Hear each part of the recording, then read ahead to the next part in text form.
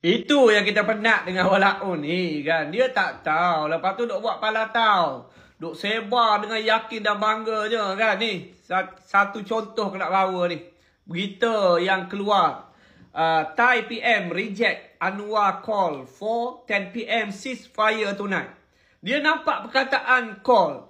Dia nampak nama Anwar kat situ. Dia nampak nama PM Thai reject. Jadi dia ingat berita ni duk tengah cerita PM Thailand ni reject call daripada Datuk Seri Anwar. Bayangan dia, PM kita, PMX ni call PM Thailand, lalu PM Thailand reject. Itu yang dia nampak.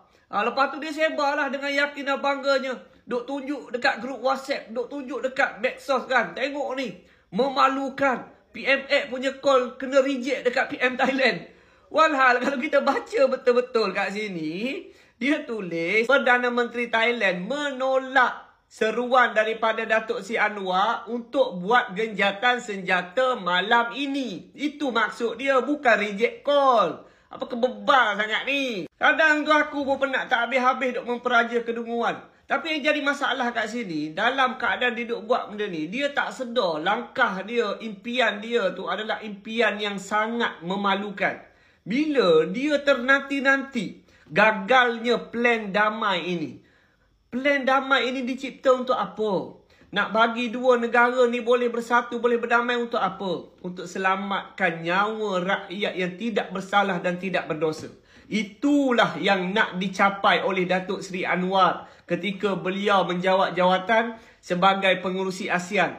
Sebagai orang yang bertanggungjawab kepada negara-negara serantau ini, maka beliau gunakan kuasa sebaik mungkin. Tetapi yang jadi peliknya sekarang ni, dalam negara kita, ada kelompok Walaun yang ternanti-nanti untuk tibanya saat kegagalan ini.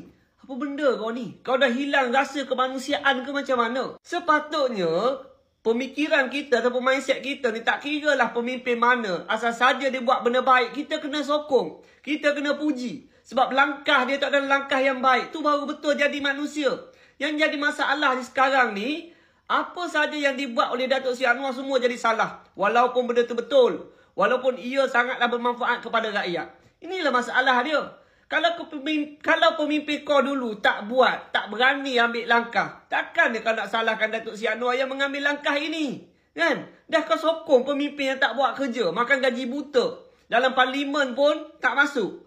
Takkanlah bila ada seorang Perdana Menteri yang rajin cari jalan bawa perubahan, kamu nak marah.